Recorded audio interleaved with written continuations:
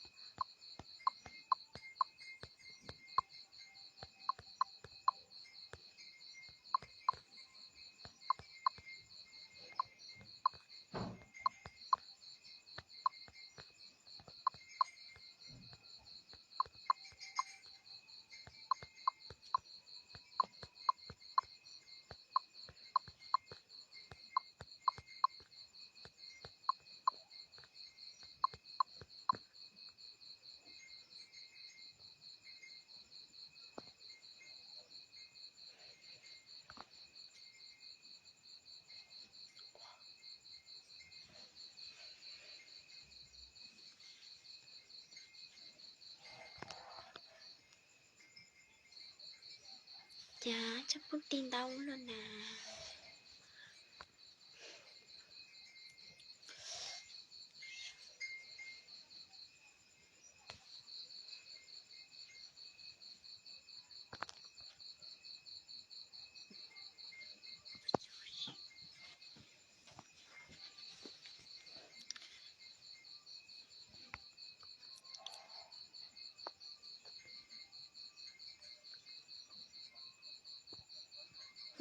Cái nhà chỉ nhảy rồi.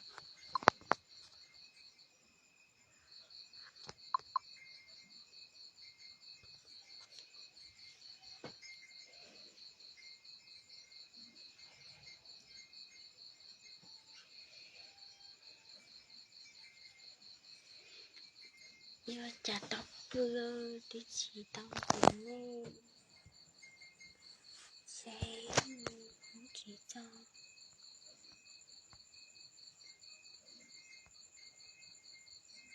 bạn này quá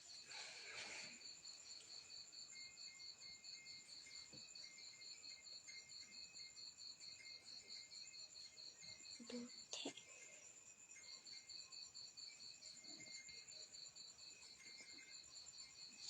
Con là gì?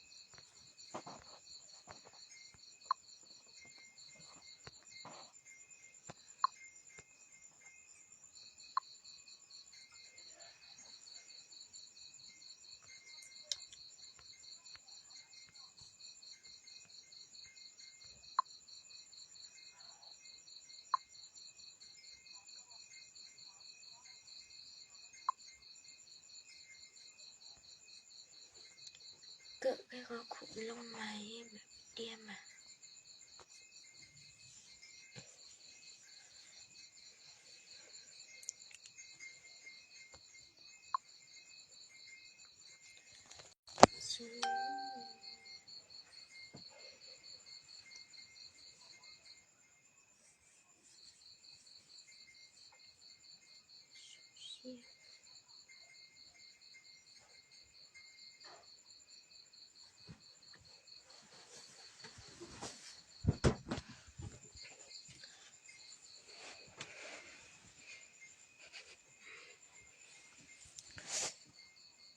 Nữ chả chứ một chút chua liều.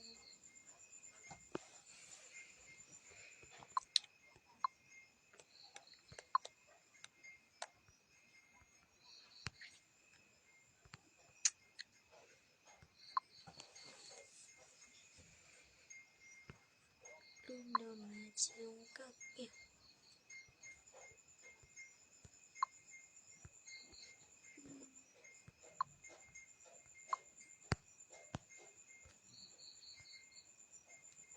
Em mắc cười chưa?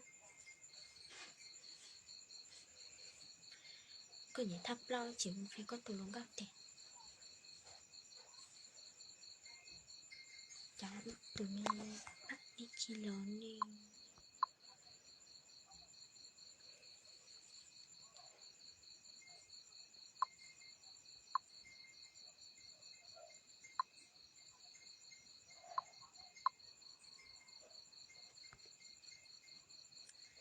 Chỉ đang có yêu chiều này liền.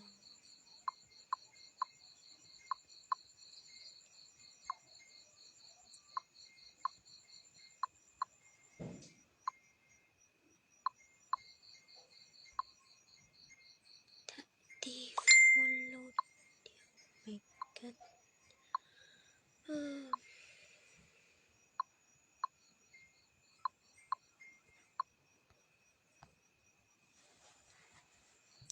Thật chứ nếu tôi tránh nó thôi thắp lo à, chúng phải tù lông góc tiền.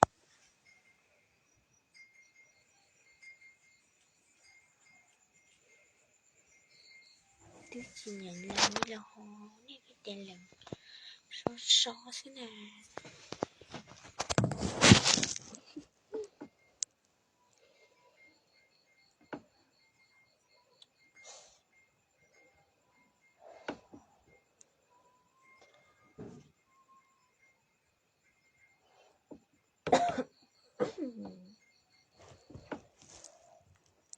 Bà ở đâu vậy? Mình ở Hàn Giang. Em yêu một đi. Tôi chỉ nhớ có tụi em yêu chế có bỏ rồi. Chế chỉ cần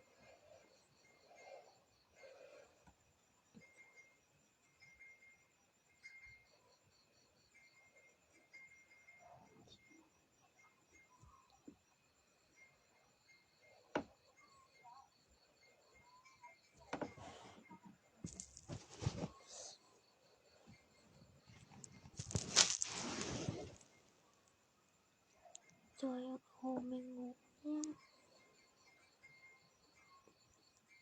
Anh ơi.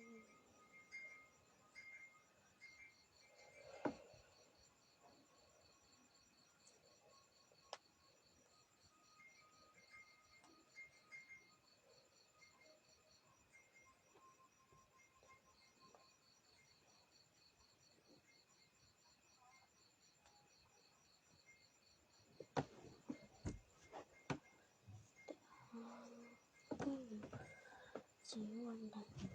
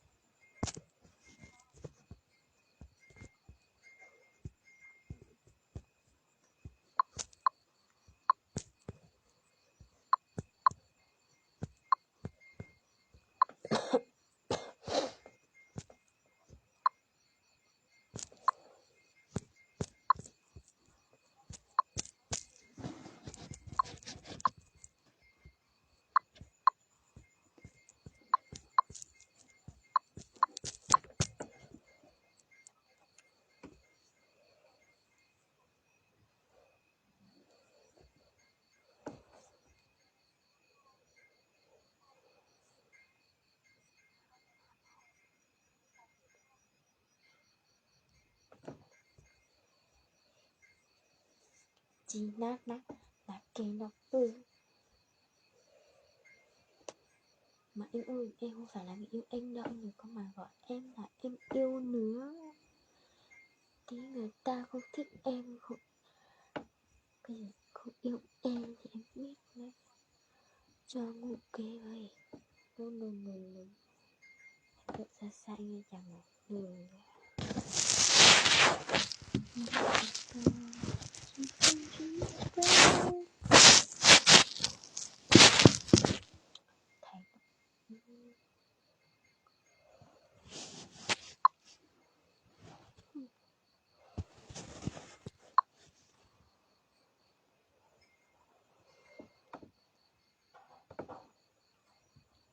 Trời ơi, anh yêu em nhất. Anh bị điên mà. Cô gái em nói là em đi ngủ. Em có ngủ nhưng mà không muốn ngủ nữa thì giải phát trực tiếp thôi.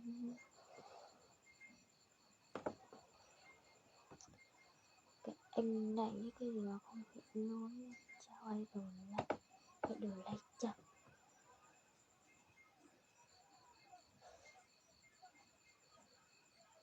Đây là phút tin nhắn táo chọn máy chị mà đi mến em vào nữa. Bực quịch lên đi. Không được.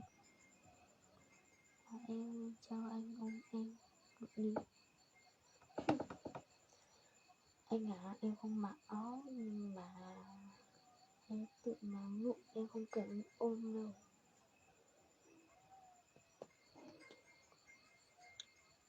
Anh giọng nhỏ.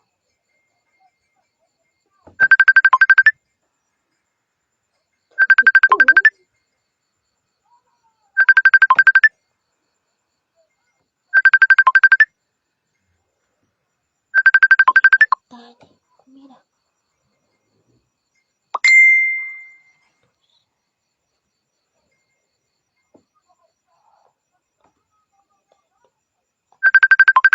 Cho ta ra nói chuyện với.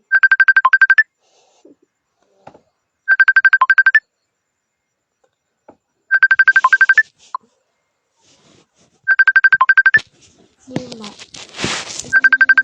là sao rồi? Sao mà người ta cứ gọi điện hỏi mày trời. Em đùa anh à?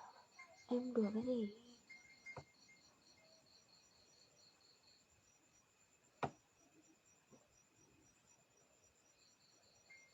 Chỉ tao có hiểu chứ này nhiều. Bây giờ lệnh rồi. Mọi người có hiểu hết chưa?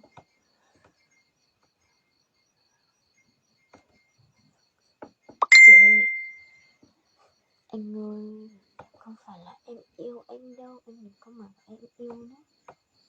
Người ta biết người ta không yêu em, không thích em, anh phải là sao đây?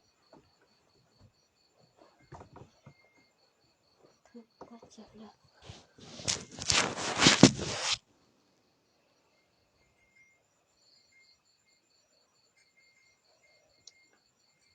Bây giờ ôm người yêu ngủ thôi. Sao mà người ta biết gọi điện ngoài trời ơi? Mọi người đừng có mà gọi điện nữa. Tôi thấy happy rồi. Còn người ta còn chơi thôi. Chỉ đó có dù chỉ yêu này liền. Thả tin đi. Thả tin đi nhưng tí em trả lời. Tí em gọi cho. Rồi lệnh được.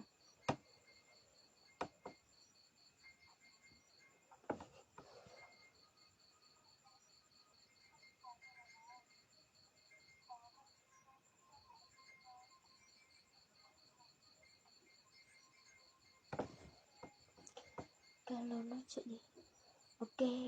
Nhưng mà chờ tí đã. Em đi nghỉ thêm.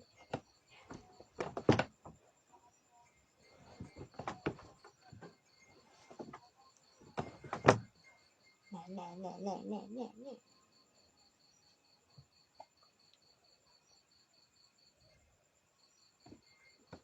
Bé yêu ơi. No, em không phải là mẹ yêu đâu. Tối vẫn mà xấu lắm chứ.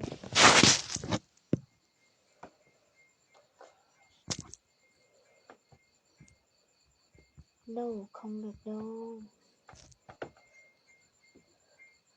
Lấy cho ra đi. Không.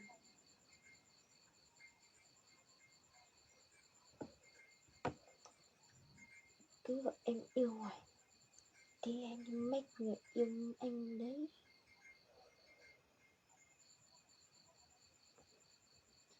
Giờ này bao nhiêu giờ rồi mà phải ngủ? 10 giờ, bây giờ sắp ngủ rồi. Ngủ ra đi anh thưa. No, không được đâu.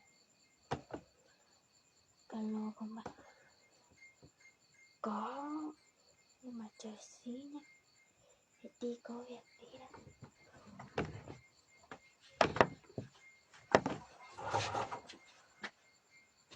Chị đâu có hiểu mà. Chị ưa nành lè.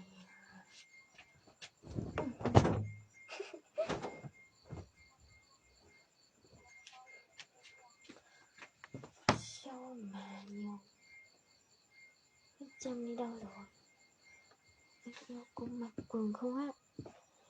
Ôi, em có chứ.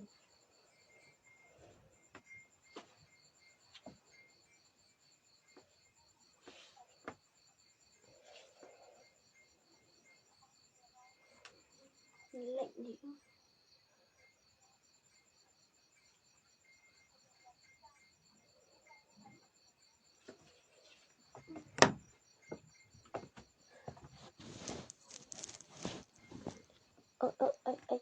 Anh đánh nó cái gì vậy?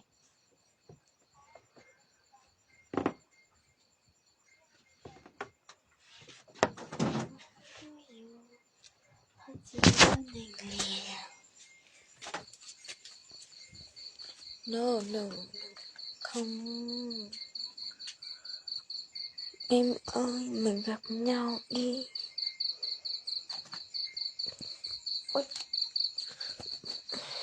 ngủ cùng với cái anh này thấy ngược rồi.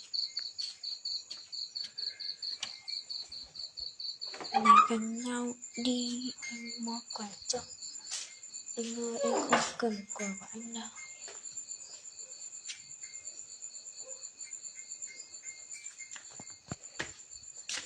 No, she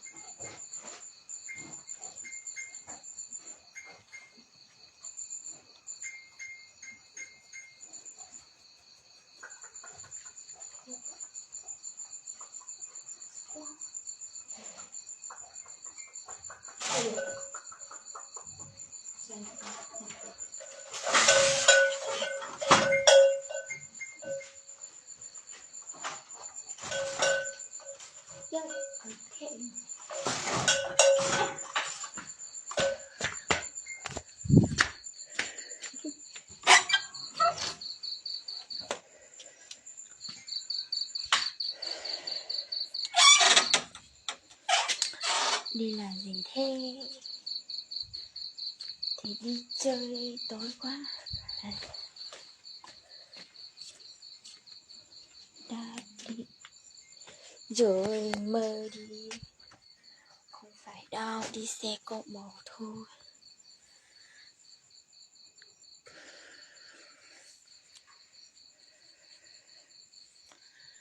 Các bạn muốn music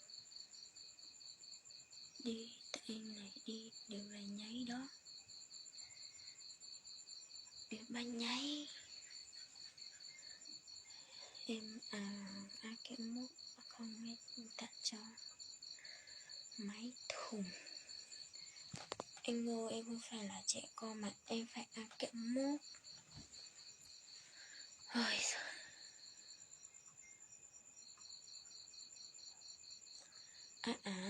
Lúc nãy em chưa dạy mấy anh này. Nói cái gì nhỉ?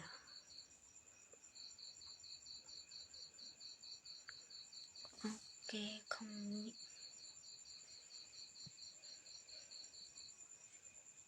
Ok, cái gì? Bây giờ dạy rồi. Anh cho kẹo.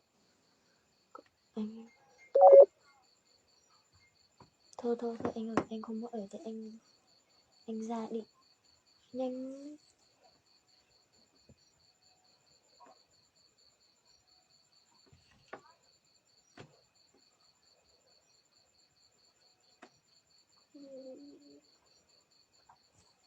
Cho gì địa chỉ em, địa chỉ 123 một tầng một Z.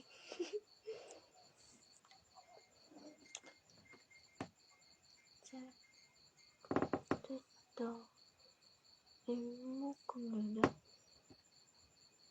Ủa, mình lửa cái gì mà mình lửa? Kiểu như là chưa mình lửa ấy. Đừng có mà nói thế nhá, em không thích đâu.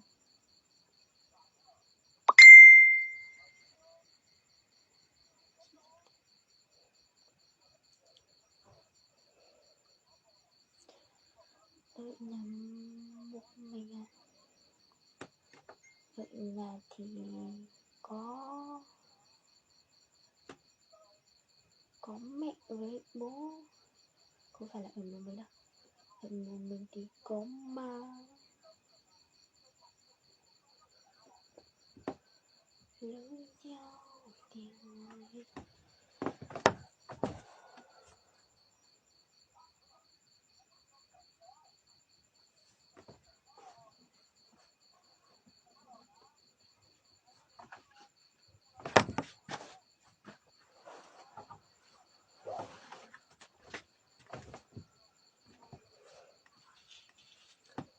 Để anh ôm em thưa em đi.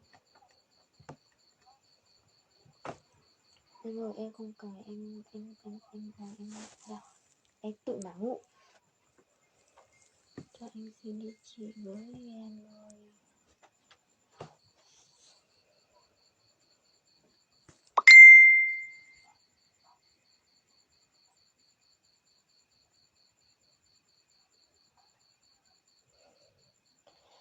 Ni có từ này chấm một con thấp lao chỉ một cái con từ nó té.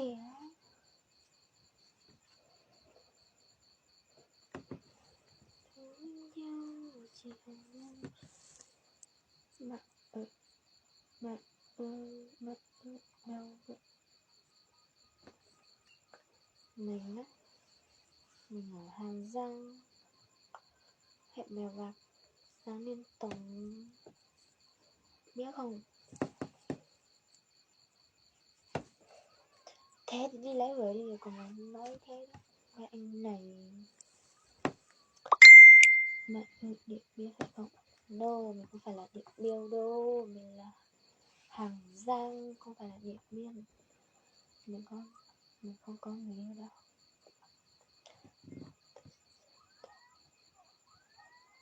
Muốn chạm được ra rồi chắc cũng được nó.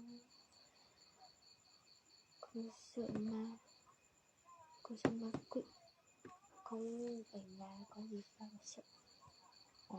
Xanh thể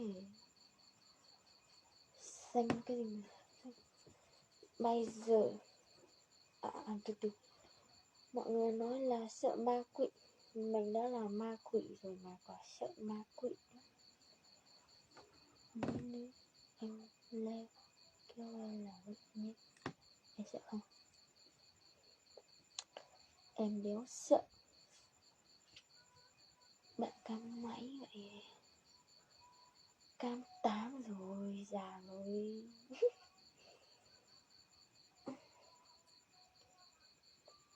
Trời, chắc là tụi mình gần nhau, chắc là sẽ được gặp nhau rồi. Ma ơi, làm sao kìa. Để sau này em ma nè. Yêu ma không? Mình giới thiệu cho. Chào. Con ta chị lắm. Nhìn cái này là trẻ. Mình câu rồi, mình là câu. Con ta cho mình cái gì không nào? Về quê nuôi cá trồng. Chị cả. Đi chị cả này.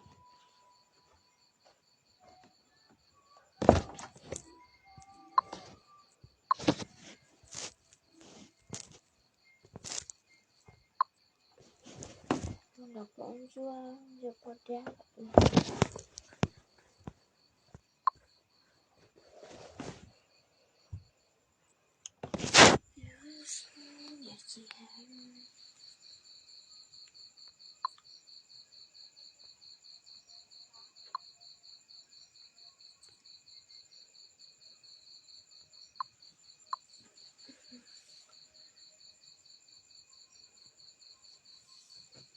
thì ở đây thì vui rồi.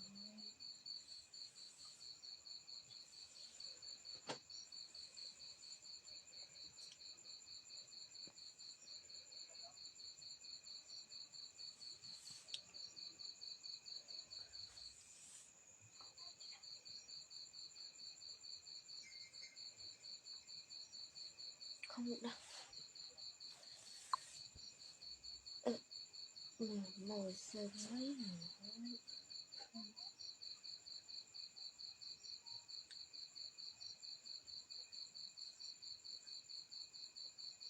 Mình là bác con trai được hết.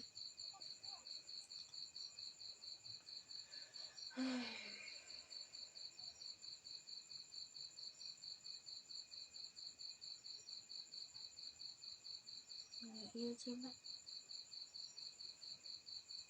Người yêu đâu mà yêu.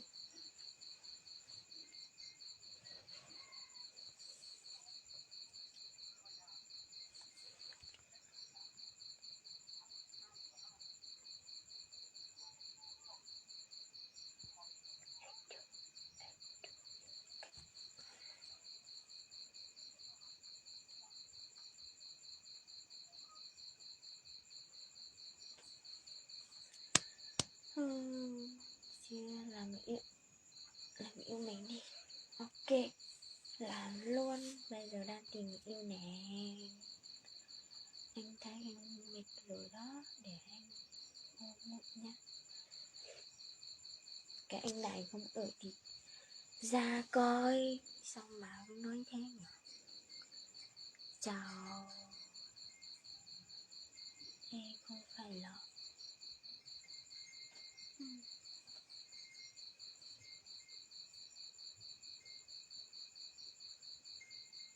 ra nói tên luôn. Tôi là Lực. Một đấy là nhau. Lan nhau.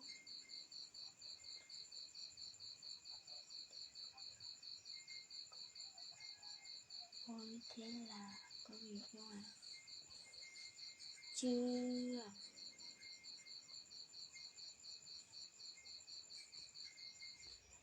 Nèo thuộc ở tên. Tôi chỉ ở khuẩn lọ. Mà nên chào quá. Kênh tôi đang tú lên. Trái mong có chẳng biết cái lọ. Cuối chỉ cười là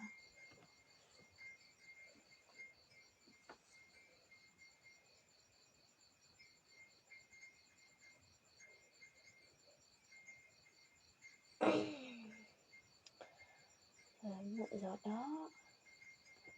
10 giờ rồi. Cũng 1 giờ nhưng mà chưa buồn ngủ. Bạn là nhất mà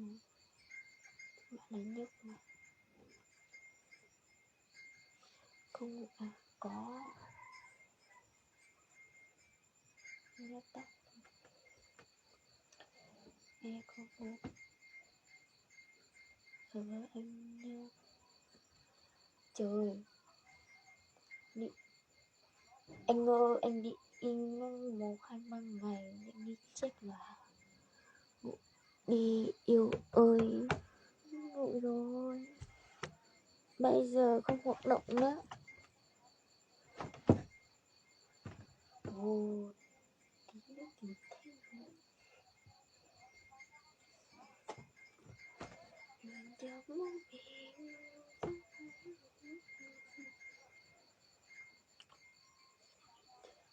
Cảm ơn. Các anh cũng đang nói là sao kìa. Hello.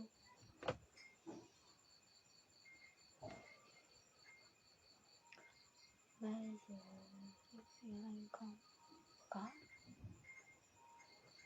giờ bạn giới thiệu đi bạn.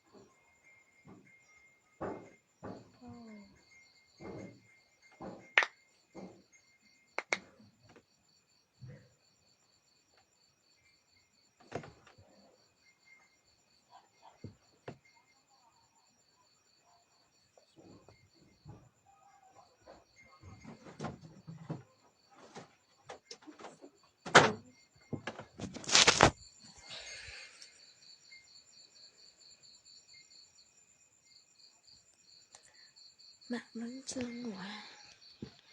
Chưa.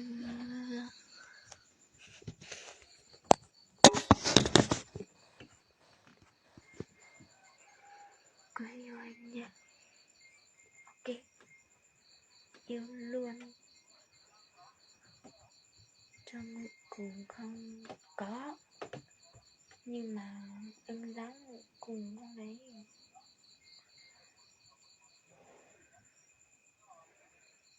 Tới đây giờ đâu.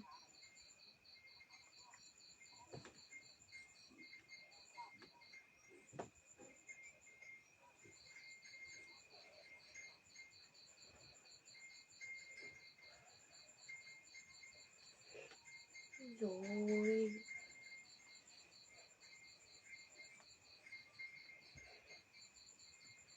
mà mọi người ơi, chỗ mình nóng quá, chỗ có mọi người nóng không? Ôi nóng thật.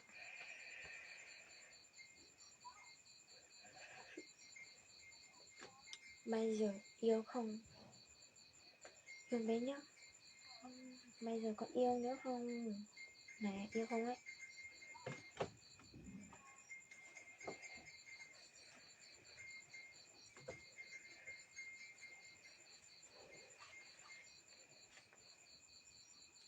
Không có. Giang em trôi luôn. Ôi dồi ôi.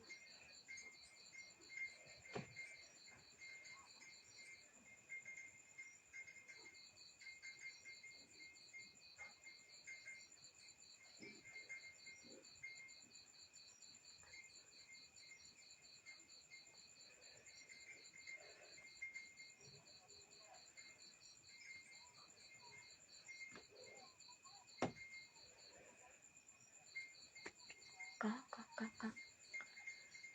Là cái gì? Ra đây trong cùng khát nước quá.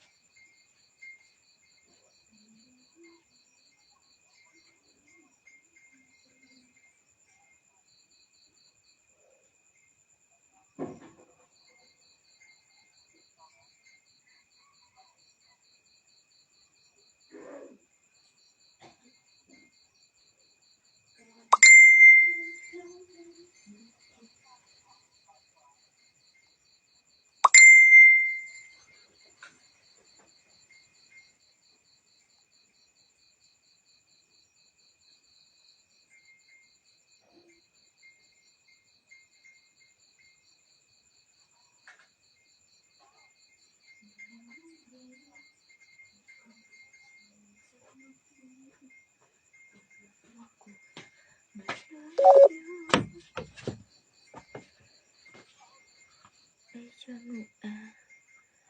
Anh sao luôn? Anh Sam đi, anh đang trời này. Sang con khỉ. Ủa? Sao anh chửi người ta hay là chửi em ấy? Người yêu đồng nhà. Ôi rồi. Nhưng mà anh cứ vừa cười thế thật không vậy trời.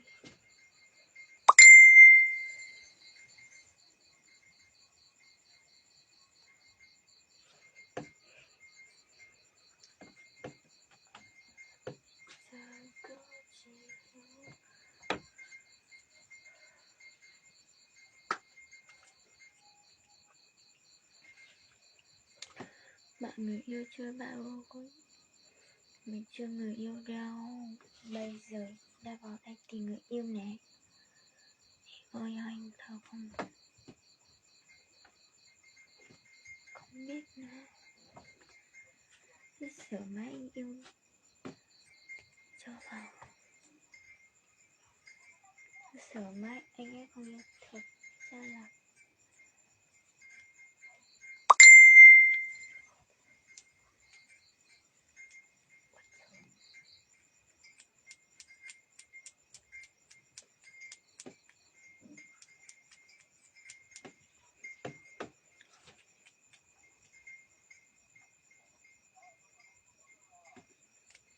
bận lắm. Mình đùa cái gì vậy? Mình có đùa đâu, mình nói thật mà. Chắc là anh được em nói đùa cái gì. Bây giờ đang bây giờ mất cái người yêu.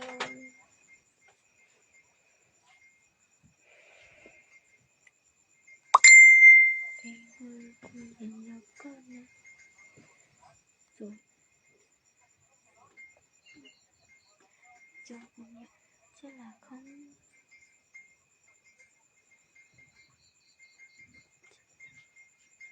đâu, không bỏ đâu. Anh ấy cứ gửi những video và những ảnh em không thích anh cứ gửi, không bỏ đâu. Em rất là sợ anh đấy, biết không?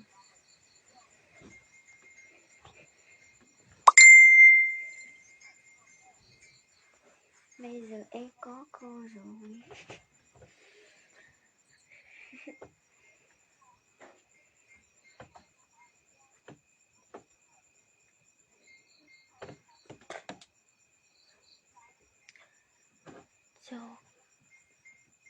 Cho ôm cái. Anh ra đây em cho ôm luôn.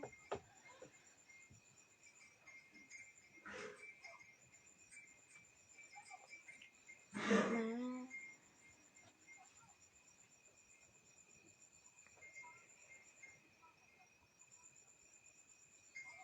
Mình ở Hàng Gia nhá, đi cho Facebook không? Có.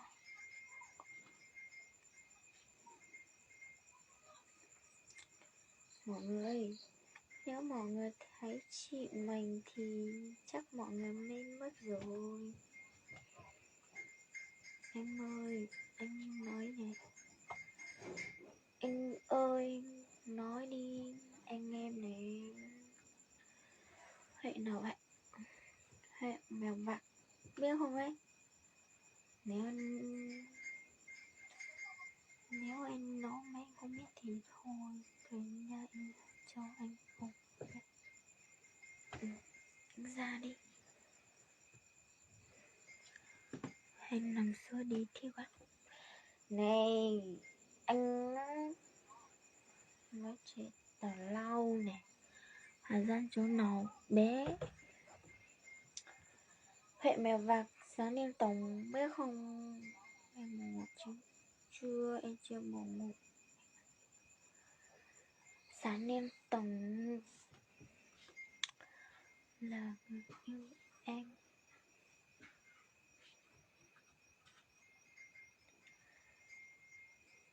Ai cũng được. Yêu tất cả lượng. À biết rồi, biết thì tốt. Em sợ mấy anh không biết. Nhà ở đâu? Nhà nó có vẻ trong xứ. Nhớ rồi mình go. Anh được. Người thưa không có. Mà anh ơi, anh biết cái gì anh không hiểu luôn đấy. Nên tổng anh biết mà. Anh biết thì tốt. Bận chặt đi. Đức Nam ơi, không bỏ đâu. Phải một người thôi. Cứ ngừng nhau thôi. Vậy anh ở nhà bà hay là ở đâu ấy?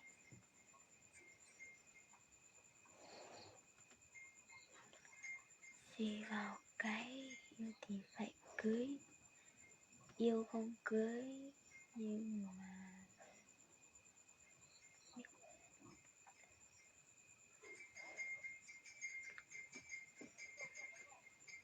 có phải hỏi Niên Tùng không?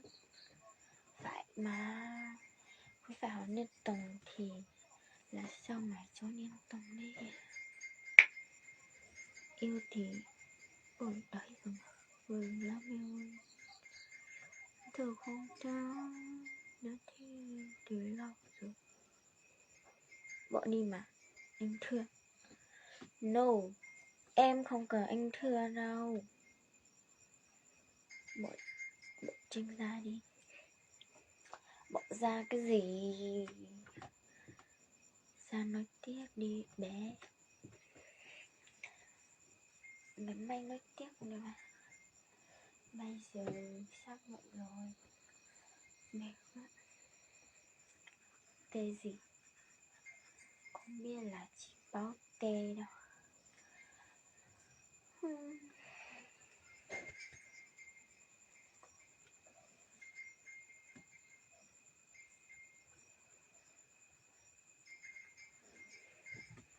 Bên này cũng bỏ rồi.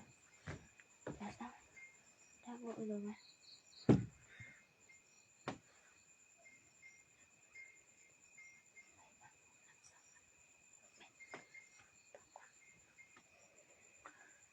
Xoay vào thì không biết đâu.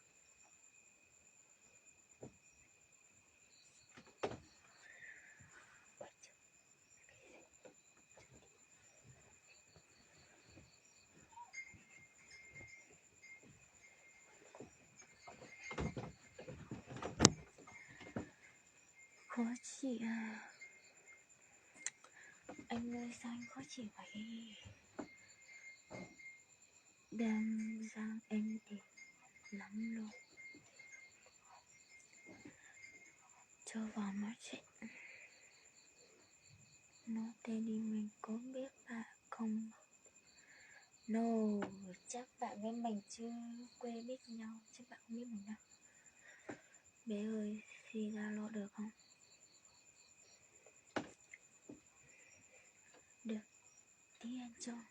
À, nhưng mà anh có cái gì nhỉ? Chân vào nói chuyện đi ơi. Bánh nhiều quá.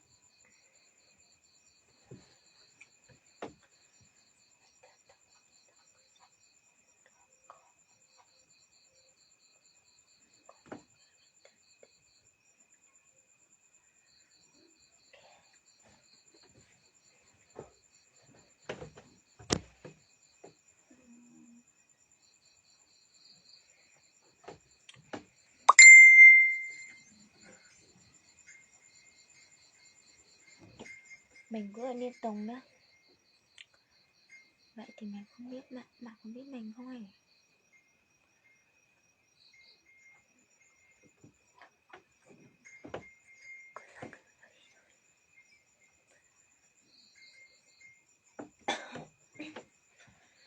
Nhà có hóng lúc lấy buồn đi.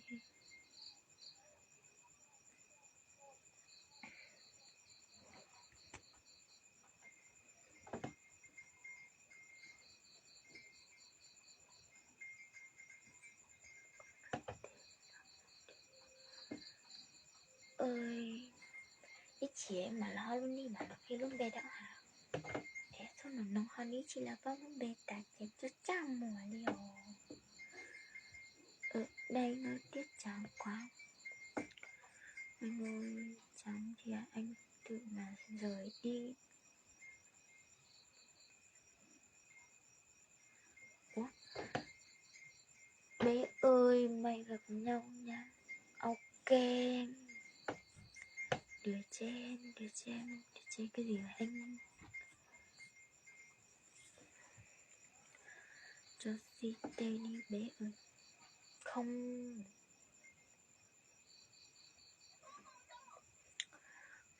Đòi nào con.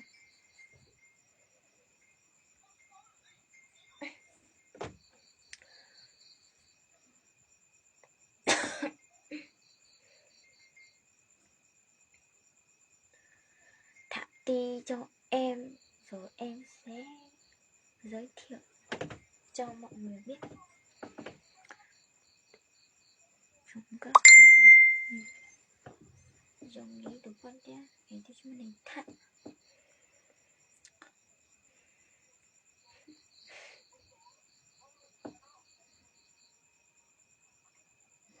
Rồi khó chịu trong người, em cũng biết là sao đâu mà em lạ thật. Kia cho bạn nó mà võ hồ nó chỉ cô bạn này con trai nó chỉ cào.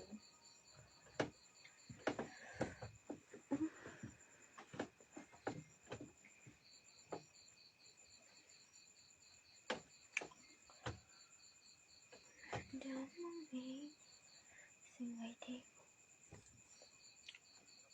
Nối tiên xong nối tiếp thôi. Thả tin nhiều lên rồi, thả nhiều vô thì giới thiệu cho.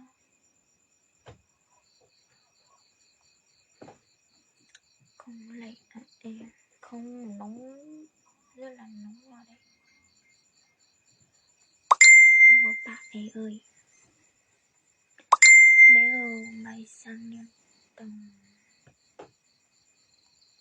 sang đi chơi đi. Xin lỗi nha, mai em phải đi học rồi, em không đi chơi đâu.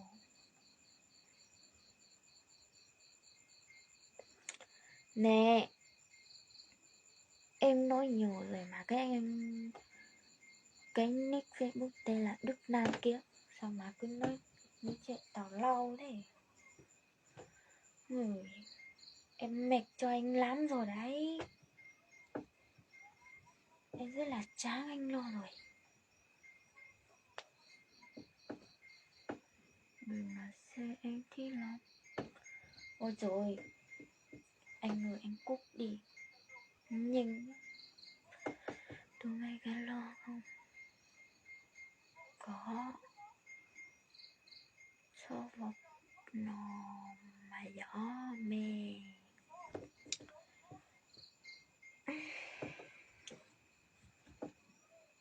Chị vô chè hát chị nè. Cậu thành lỡ với điều nào. Tí nó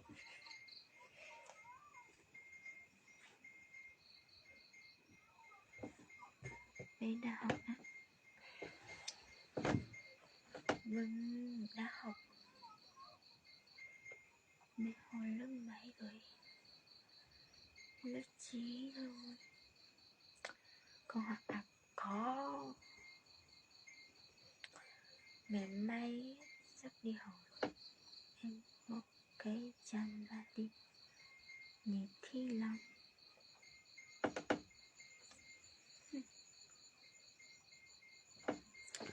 Chắc là lớp 9. Đúng rồi, bây giờ đang học lớp 9. Muộn một năm rồi, không có học nữa. Phải lớp 9 A2 rồi. Sao anh biết vậy? Em đang học lớp 9 A2 nè. Sao anh biết? Nói coi. Cha phải vào thiên nó. Em có nhớ chưa? Chưa?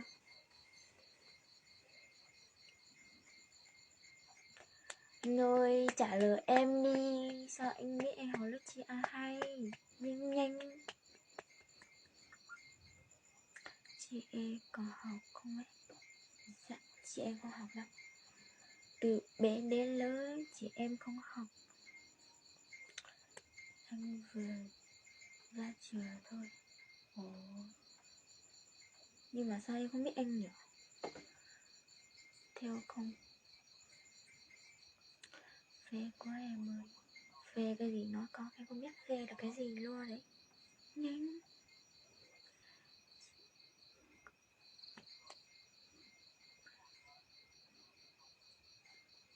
Trai cái gì?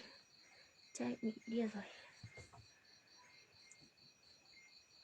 Không biết nó điên hay không, em không quan tâm đâu.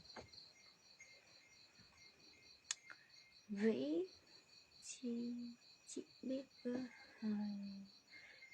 em ơi, em mệt lắm rồi đấy.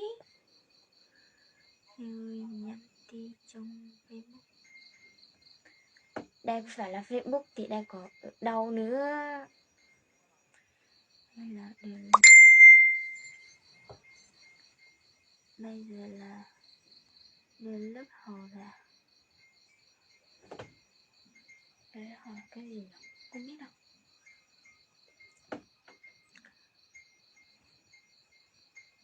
Đúng rồi. Mà mệt thì ôm ngủ đi. Trời ơi, anh có phải là chồng hay là người yêu em đâu mà phải ôm. Không phải là người yêu và chồng em thì em không ôm đâu. Em chỉ ôm cái cham này thôi. Bây giờ xin Zalo. Chúng Zalo đi.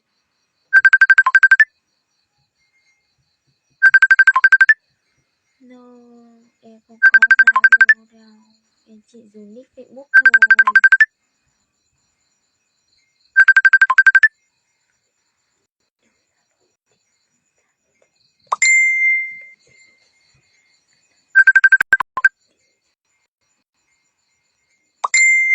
Cho ngủ với.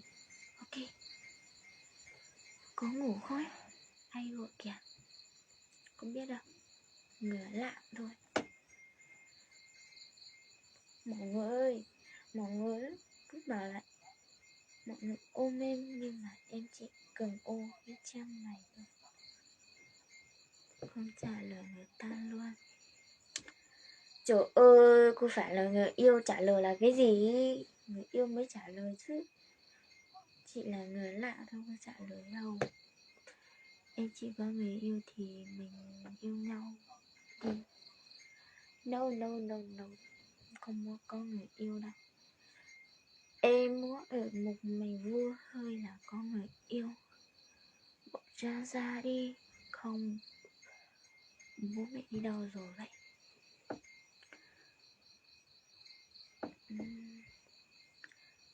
Bố đi làm rồi, mẹ thì không biết, mẹ ở nhà thôi. Cho em ôm em được không? Không, nếu mọi người muốn ôm em ra đây, nhưng mà em ôm cái cham này thôi, chứ em không ôm má em đâu. Em sẽ chiều em như con chó luôn. Ôi rồi. Trong bình luận thì nói thế, nhưng mà ngoài đời thì chắc là không phải thế rồi. Ngoài đời thì sao? Chẳng tốt cái gì cả. May sáng trường gặp lớp. Anh ơi, anh đừng có mà sáng trường, em ngại quá.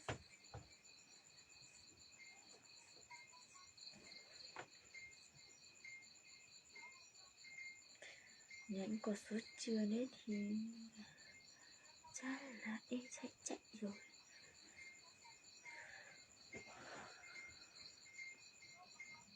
Nhìn thấy giống chị Khuân Niên Sơ kìa.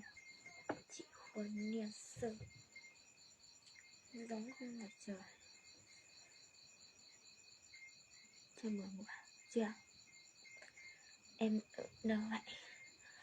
Gọi trả đi bé ơi. Anh ơi, anh cứ khóc cho nhiều, em không bỏ luôn. Em chạc rồi, em không bỏ nữa. Em ở Hàn Giang, huyện Mèo Vạc, xã Nhân Tông. Bây giờ em giới thiệu hết rồi. Mấy số xe thầy của anh. Ồ, vậy thì thôi. Bao nhiêu? Nhìn anh chắc là em biết rồi. anh cũng ở mèo vạc. Nhưng mà anh ở mèo vạc, em thì không dùng mèo vạc đâu.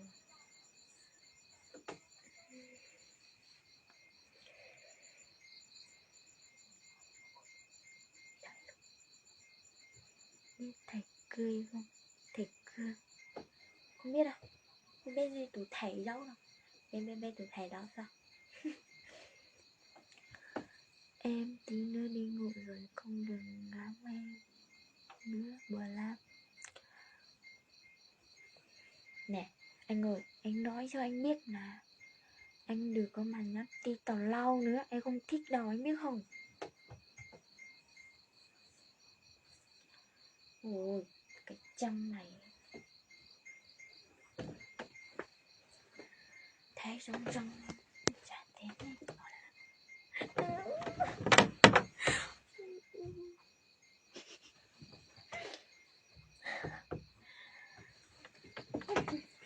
Wow.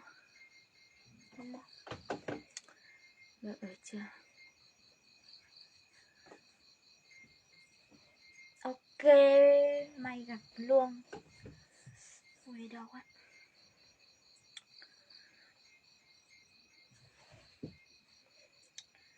Mà anh ơi, may gặp thì anh đừng có mà chạy đấy. Anh chạy thì em bắt luôn.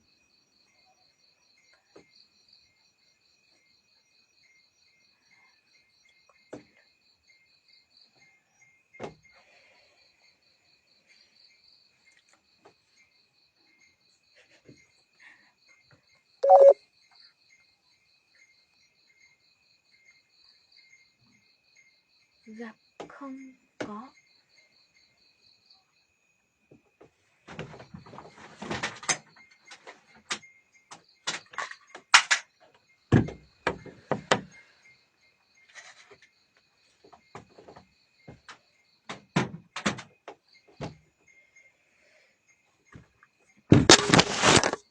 Oh my god. Ôi để thấy dữ rồi.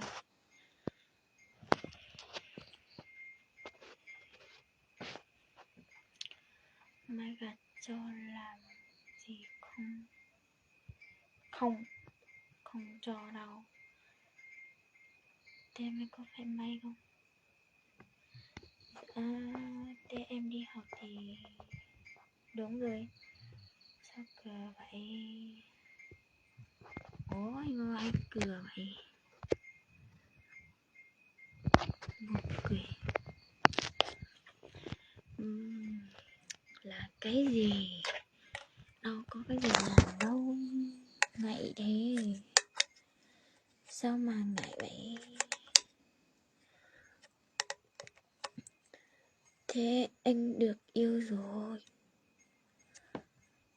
À, biết anh này rồi. Đi xem nick Facebook đã. Nhưng mà sao đi xe được hả trời? My happy rồi.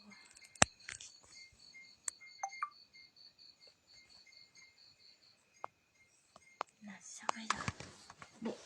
Để như thế này thôi. Chứ sao thiết bị. Em hơi ngại. Em hơi ngại thì thôi. Lúc trước em là người yêu anh đây. Cái gì? Lúc trước em đã là người yêu anh rồi. Chắc là anh mơ không. Em không biết anh sao mà là người yêu anh vậy.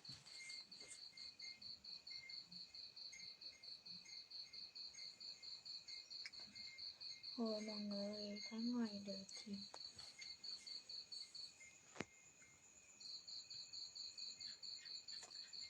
nên chỉ tôi thả bé. Thì bé khi mà tôi thả này không mà.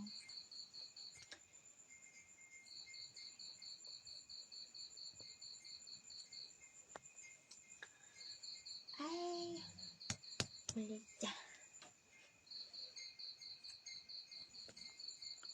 Lại gặp người yêu cũ rất vui.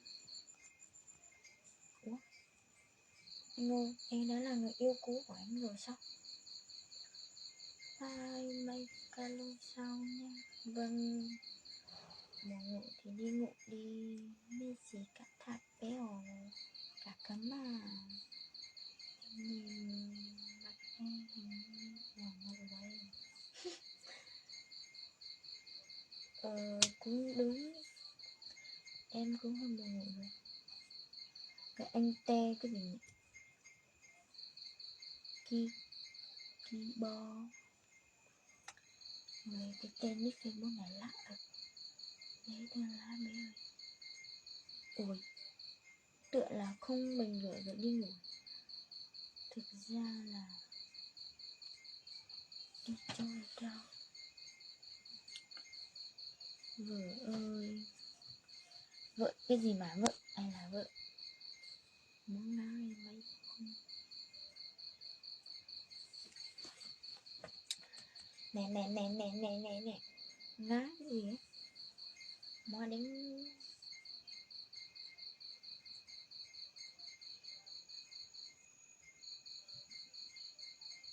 cả cơ. Xin đi quạt cả tháng mà. Như thế, tôi ổng nó tôi đã toa. Bỏ cả thương cho nên tôi chạy rồi. Chỉ mà của bác có lúc đi mà của báo có mà không mang. Nhớ yêu mà. Bà anh ơi, giới thiệu đi. Sao em không biết anh?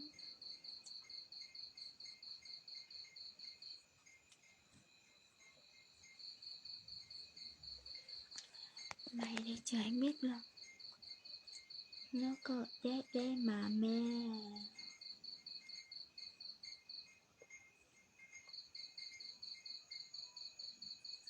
Chỉ một tay cậu. Anh ơi, em là công chúa nước.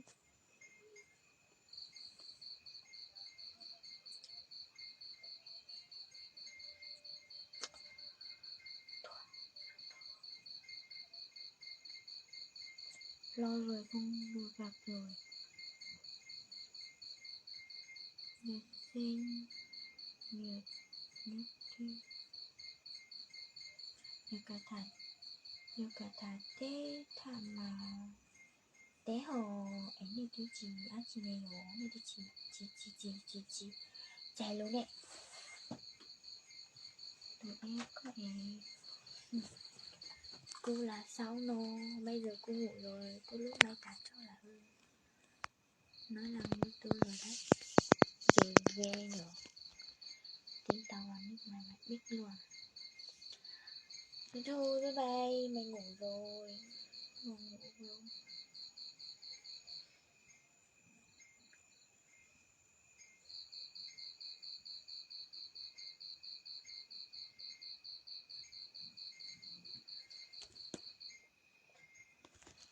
Trời.